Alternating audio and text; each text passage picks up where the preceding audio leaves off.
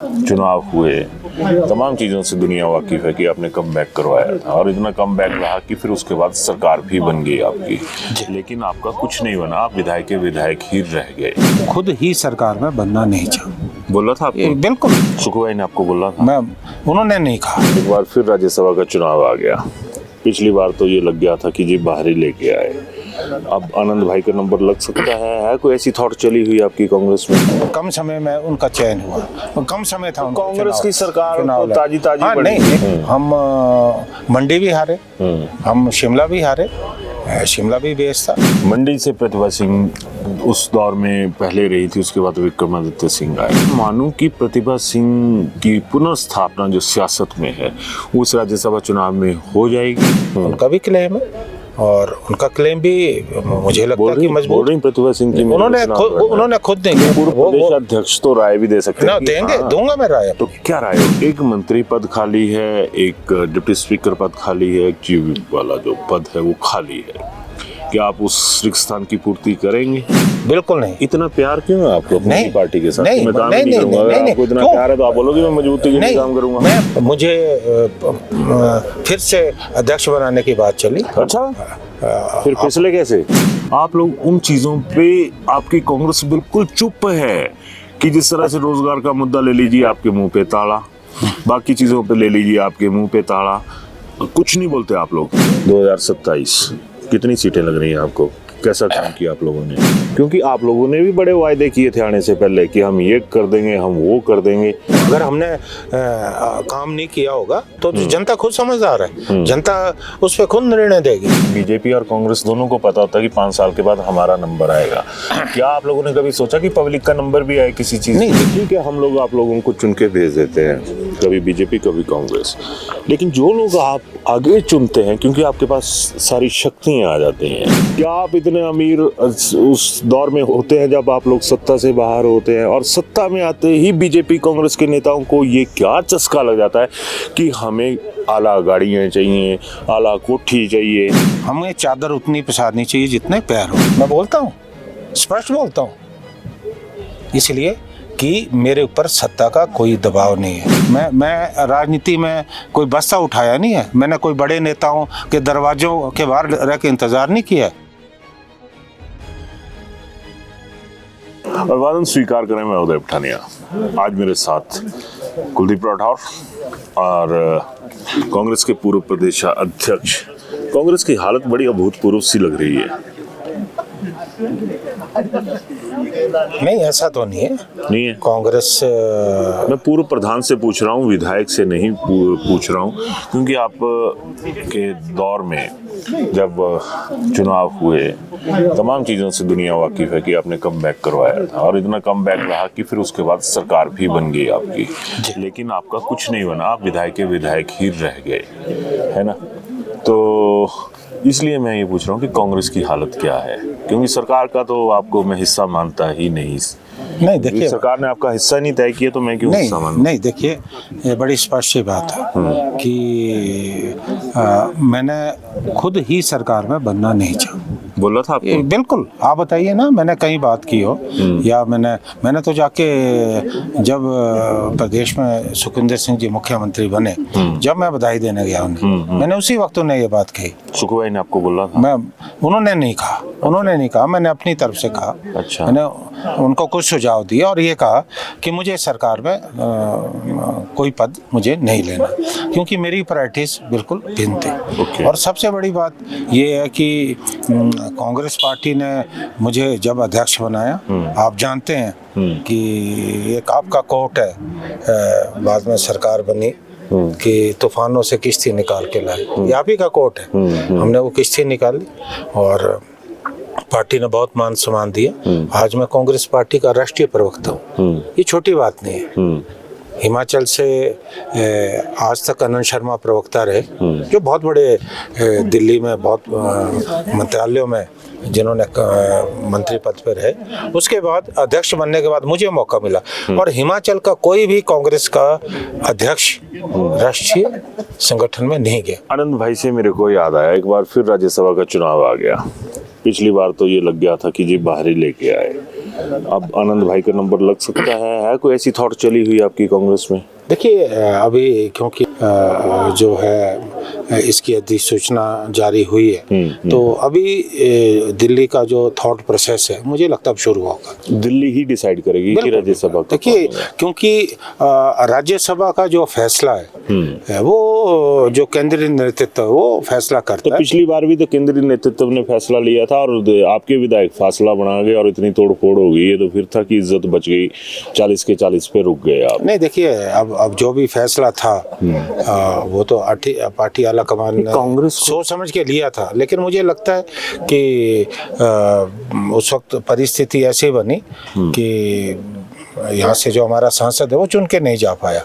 लेकिन मुझे लगता है कि इस बार जो पार्टी आला कमान है वो तमाम बातों को जो अतीत में हुआ उनको भी ध्यान में रखते हुए जो है फैसला लेंगे। अब वही चीज आ गई भाई कि हाईकमांड का फैसला तो ये भी था कि लोकसभा चुनाव लड़ेंगे आनंद शर्मा, और उन्होंने लड़ा भी। जी जी, टाइम बिल्कुल कम था पंडित जी के पास, लेकिन उसके बावजूद वो वजूद आपकी सत्तारूढ़ कांग्रेस नहीं दिखाई पाई कांगड़ा के अंदर, और उनको हार का सामना करने पड़ा। आरोप तो ये भी लगे कि आपके विधायकों ने साथ नहीं दिया, कांगड़ा ने साथ नहीं दिया।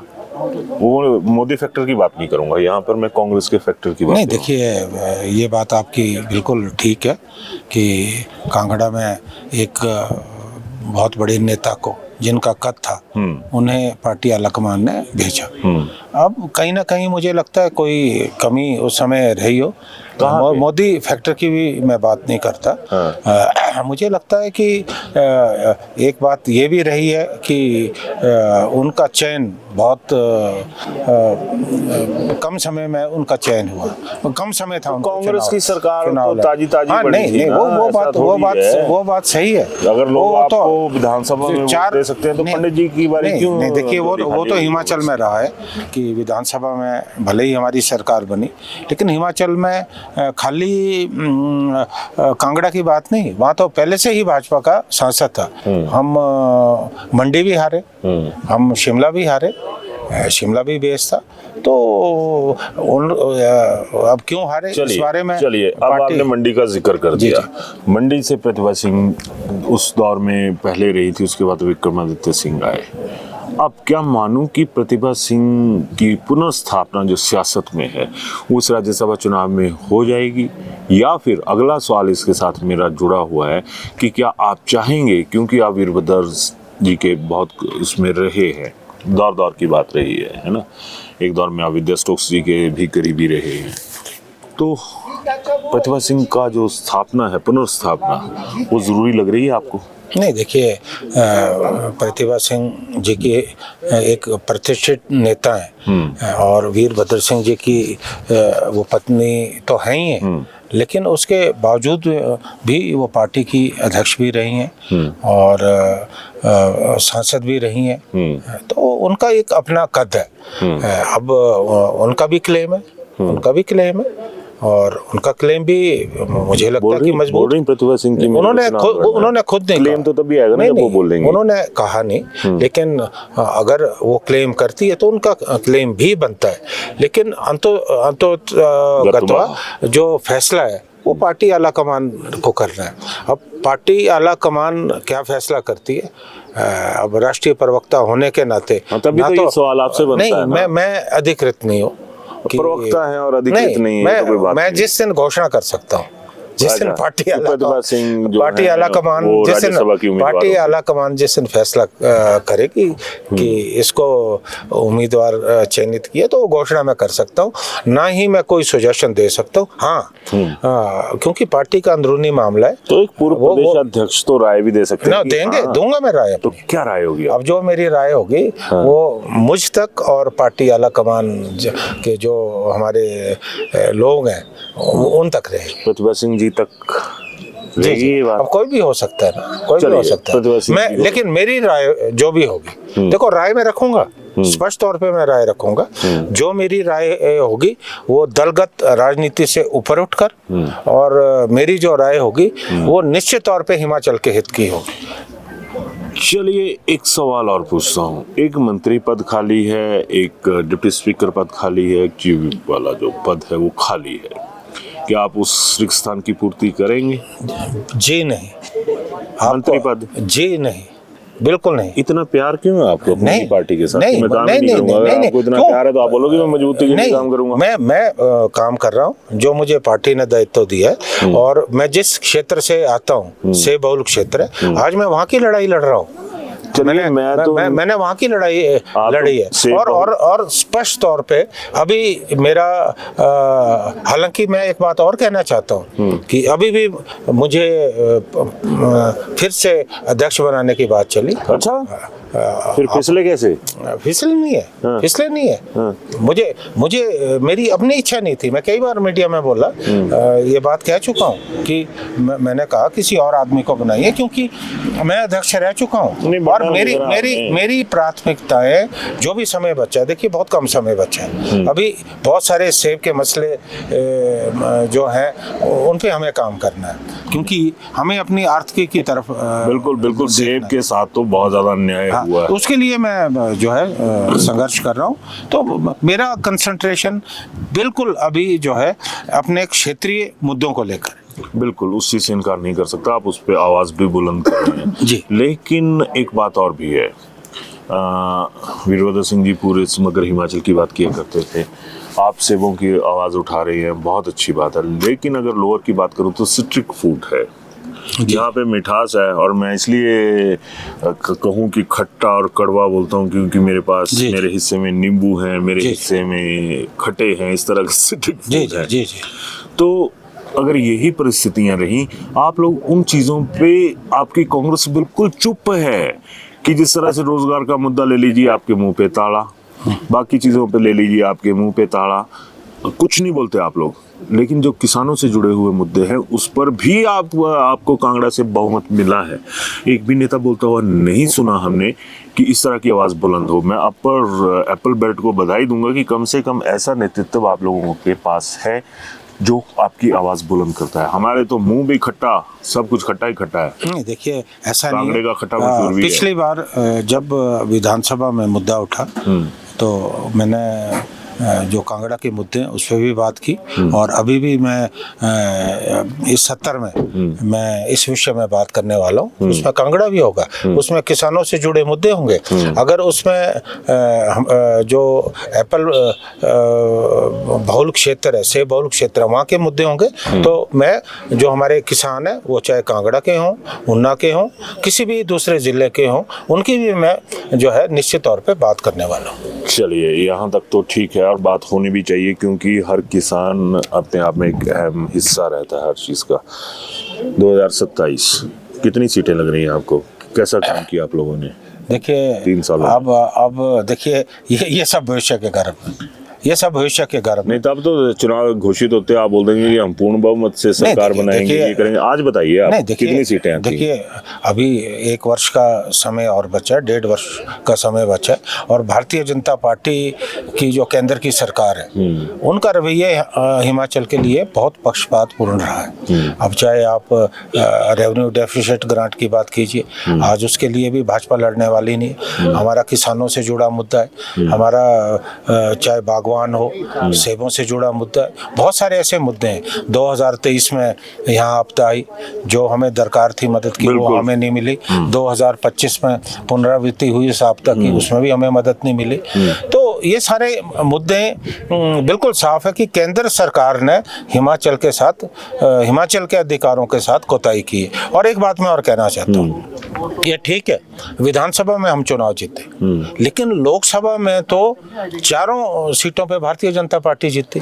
अगर मोदी साहब देश के प्रधानमंत्री हैं और ये सरकार तो अल्पमत में थी, अगर ये तो केंद्र में बैसाखियों के सारे सरकार चल रही है, और हिमाचल के लोगों ने 4 सीटें जताकर जो है मोदी साहब को प्रधानमंत्री उनके पद पे मोहर लगाई, तो आज इस बात को तो उन्हें समझना चाहिए। हिमाचल की मदद होनी चाहिए, लेकिन ये सारे मुद्दे जो है इनको लेके हम जाएंगे, प्रदेश की जनता में जाएंगे, और उठा भी रहे हैं। राठौर साहब, समझना तो आपको भी चाहिए, क्योंकि आप लोगों ने भी बड़े वायदे किए थे आने से पहले कि हम ये कर देंगे, हम वो कर देंगे, है ना। बेरोजगारों को, दूसरा OPS के अलावा क्या किया? नहीं देखिए, अब उसमें तो हमारे जो मुख्यमंत्री हैं, मंत्री हैं, वो भी बोल रहे हैं बहुत सारे वायदे पूरे किए। अब वो रिपोर्ट कार्ड भी निश्चित तौर पे जनता के सामने लाना पड़ेगा, वो भी लाना पड़ेगा। मैं इस बात से इनकार नहीं करता। अगर हम भारतीय जनता पार्टी की जो नाकामियां रही हैं उनको हम उजागर कर रहे हैं, हमारी जो कामयाबी रही है वो तो लाना पड़ेगा। कामयाबी तो ले ही आएंगे, नाकामयाबी आएंगे कि यहाँ पे हमारे से चूक हुई है। मैं तो कामयाबी की बात कर रहा हूँ, नाकामी तो कोई है ही नहीं। वो होगी तो खुद जनता आकलन करेगी, वो तो जनता बैठी है। अगर हमने काम नहीं किया होगा तो जनता खुद समझदार है, जनता उस पर खुद निर्णय देगी।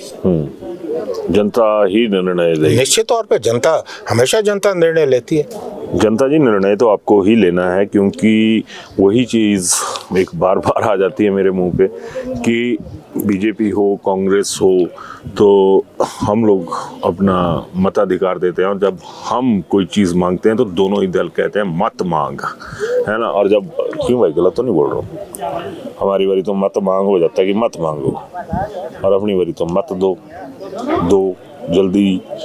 तो ये पैटर्न कब तक चलेगा? देखिए, आपने ये जो बात कही है ये थोड़ा राजनीति से हटके बात है। हाँ, ये बहुत व्यापक नहीं, ये बहुत व्यापक बात है और बहुत बड़ी बात आपने कही है। मुझे लगता है कि जनता को भी समझना होगा। नहीं, ऐसा नहीं लगता भाई कि बीजेपी और कांग्रेस दोनों को पता होता है कि 5 साल के बाद हमारा नंबर आएगा? क्या आप लोगों ने कभी सोचा कि पब्लिक का नंबर भी आए किसी चीज में? नहीं, देखिए चुन के तो नहीं, देखिए ये तो चुन के भेजने वाली है। नहीं, देखिए मैं आपको बता रहा हूँ, अगर कोई भी चुनाव जीतता है जनता के मतों से जीतता है, और लोकतंत्र में जिसे ज्यादा मत मिलेंगे वो चुनाव जीतेगा, ये स्पष्ट है। लेकिन जनता को सही उम्मीदवार को भेजना, नहीं जनता जनता को पार्टी के एजेंडे को समझना है कि कौन सी पार्टी। अगर हम यही सोच कि 5 वर्ष भारतीय जनता पार्टी, 5 वर्ष कांग्रेस, इस स्थिति से बाहर निकलना है। अगर कोई सरकार अच्छा काम करी है तो उन्हें दोबारा मौका मिलना चाहिए। नहीं, वो तो हिमाचली कभी भी काबू नहीं आते हैं। पिछली बार अमित शाह जी बोल के गए थे कि हमें अगले 15 से 20 साल का मुख्यमंत्री चाहिए। जी। अब हुआ क्या वो आपको भी पता है, पूरे हिमाचल को पता है। लेकिन ठीक है, हम लोग आप लोगों को चुन के भेज देते हैं, कभी बीजेपी कभी कांग्रेस, लेकिन जो लोग आप आगे चुनते हैं क्योंकि आपके पास सारी शक्तियां आ जाती हैं, तो उन शक्तियों को देखते हुए चेयरमैन की फौज, वाइस चेयरमैन की फौज। और मेरे को एक बात बताना भाई, बड़ी सिंपल सी बात है, क्या आप इतने अमीर उस दौर में होते हैं जब आप लोग सत्ता से बाहर होते हैं, और सत्ता में आते ही बीजेपी कांग्रेस के नेताओं को ये क्या चस्का लग जाता है कि हमें आला गाड़ियाँ चाहिए, आला कोठी चाहिए, है ना, और मतलब आम बंदे की तो लाला लाला हो जाए, ये है। तो ये पैटर्न अच्छा है क्या? देखिए, मेरा एक मानना है कि हमें ध्यान देने की ज़रूरत है अपनी आर्थिक स्थिति पे। एक ऐसा प्रस्ताव नहीं आ सकता नहीं, आप लाएंगे नहीं कभी? शून्यकाल में ये मसला नहीं उठाएंगे? मैंने जब अभी तकरीर की, मैंने ये बात कही कि हमें मितव्ययिता की तरफ ध्यान देने की जरूरत है। मैंने ऑन रिकॉर्ड ये बात विधानसभा में दोनों चुप बैठे हैं बीजेपी कांग्रेस। देखिए, मैं इस विषय में कह नहीं सकता, मैंने अपनी बात कही है क्योंकि मुझे लगा मुझे ये बात कहनी चाहिए। जनता अपनी बात कहाँ कहे भाई? देखिए, जनता अपनी बात जिस दिन वोट डालने जाती है, जिस दिन मोहर लगाती है, उस दिन जनता को अपना पूरा गुबार निकालना चाहिए। और मैं आपको बता रहा हूँ, देखिए अपने दिल में गुबार लेके देखिए समय आ गया है, अब समय आ गया है, परिस्थितियां बदल रही हैं। अगर हमने अपने आप को नहीं बदला, देखिए मैं बिल्कुल एक बात स्पष्ट कहता हूं कि हमें चादर उतनी पसारनी चाहिए जितने पैर हो। और एक बात मैं और कहना चाहता हूं कि अगर कोई भी बनता है वो पार्टी के लिए योगदान दे, जनता के लिए योगदान दे। अगर ऐसा नहीं होता तो बिल्कुल गलत है। मैं इसके हक में बिल्कुल नहीं हूँ, ना था, ना हूँ, ना रहूँगा। और जो व्यक्ति खुद अपने आप को सत्ता से अलग रख रहा है, जनता के मुद्दों के लिए लड़ रहा है, ये नहीं है कि मैं आ नहीं सकता या भविष्य में कोई इस तरह की परिस्थिति नहीं बनेगी। जब हो सकता है बने, लेकिन हर चीज़ का समय होता है। और मैं तो आप जानते हैं कि 40 साल वकालत की है और 40 साल मैं राजनीति में कोई बस्ता उठाया नहीं है। मैंने कोई बड़े नेताओं के दरवाजों के बाहर रह के इंतजार नहीं किया है। भारत सरकार का वरिष्ठ अधिवक्ता रहा हूँ, उस प्रोफेशन में रहा हूँ मैं, आर्म फोर्सेस का सीनियर अधिवक्ता रहा हूँ, उस प्रोफाइल में मैं रहा हूँ। तो ऐसा नहीं। आपकी प्रोफाइल की तरह आम आदमी की प्रोफाइल भी जो सोशल मुद्दों पे है वो होना जरूरी है। नहीं, बिल्कुल ज़रूरी है, बिल्कुल ज़रूरी है। और मैं तो बहुत सारे ऐसे मुद्दे हैं अकेले तौर पे भी जहाँ भी मुझे लगता है जनता की बात है मैं बुलंद करता हूँ। और आपने देखा होगा कि बहुत सारे ऐसे मुद्दे हैं कई बार कईयों को चुभते हैं, आप भी जानते हैं। मैं बोलता हूँ, स्पष्ट बोलता हूँ, इसलिए कि मेरे ऊपर सत्ता का कोई दबाव नहीं है। मैं सत्ता में इस का दबाव इसलिए नहीं है कि हर चीज़ पारदर्शी है। जब पारदर्शी है तभी आदमी बोल सकता है।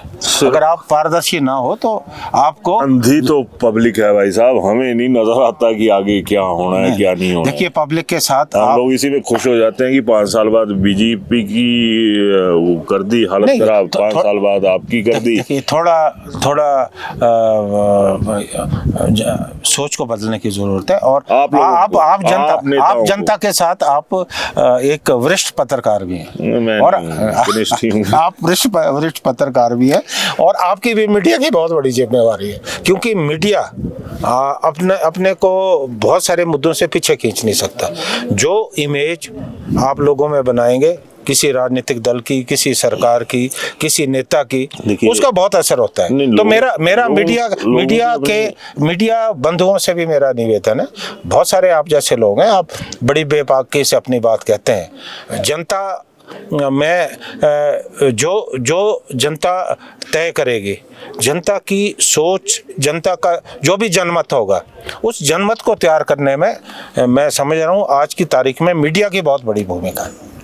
ना आम आदमी की भूमिका है ना मीडिया की भूमिका है। मैं तो सीधी सी बात जानता हूँ, हम लोगों को चीखने चिल्लाने की आदत है, कभी एक को गालियाँ देंगे कभी दूसरे को गालियाँ देंगे, इसी में खुश रहते हैं। गलत है। देखिए, मैं विधानसभा में देखता हूँ, मैंने एक बात अपनी तकरीर में कही, आप मेरी प्रोसीडिंग निकाल के देखिए कि हम विधानसभा में आरोप प्रत्यारोप की बात करते हैं। हम अपनी ईगो, अपने अहंकार को सेटिस्फाई करने की कोशिश करते हैं। इन चीजों से जनता को कोई मतलब नहीं है, कोई मतलब नहीं है। मैंने विधानसभा में भी ये बात कही कि हमें इस सोच से अलग हटके हमें समाज की बात करनी है। लेकिन हम व्यक्तिगत आक्षेप करते हैं, एक दूसरे पे लिपापोती करते हैं। हम इस बात को करते हैं कि आपके वक्त में ये था, वो बोलेंगे नहीं आप ये कर रहे हो। इन चीज़ों से निकलकर जो है हम जब तक सोचेंगे नहीं तब तक ये स्थिति जो है, इस तरह से ये स्थिति इम्प्रूव होने वाली नहीं है। लेकिन मुझे ये लगता है कि आने वाले समय में जनता की सोच बहुत बदल चुकी है और आप जैसे बहुत जागरूक पत्रकार हैं जो समाज में अलख जगाने का प्रयास कर रहे हैं। मैं तो फड़ मारी हूँ, फड़े मारने मैंने सुबह से लेकर शाम तक। जी, बहुत बहुत धन्यवाद। चलिए, thank you very much Rathore साहब। तो बहुत सारी चीज़ें राठौर साहब ने क्लियर कर दी और इतना सा बोलने की भी हिम्मत चाहिए। खैर, अभी राज्यसभा का मुद्दा है, हम लोग तो बस अपनी ही ग्राम सभा तक सीमित रहते हैं और जो बड़ा नेता हो जाता है उसके बड़े सपने हो जाते हैं और हम लोग तो ग्राम सभा में भी नहीं जाते हैं, ना अपनी आवाज़ वहाँ से ना बुलंद करते हैं, ना यहाँ पर बुलंद होती है, क्योंकि सिस्टम ही कुछ ऐसा है। अपनी राय जरूर दीजिएगा, लेकिन सारगर्भित शब्दों में धन्यवाद। शिमला होटल, घर के बाहर घर जैसा अपनापन। अपने वेकेशंस को सुनहरी यादों में पिरोएं शिमला होटल के साथ। राजसी वैभव और राजस्थानी आव भगत जो देगी आपको एक रॉयल फील। हिमाचल वासियों के लिए जयपुर में ठहरने का अपना hotel Shimla hotel. Heritage above 1, हवा महल रोड, चांदी की टकसाल, जयपुर।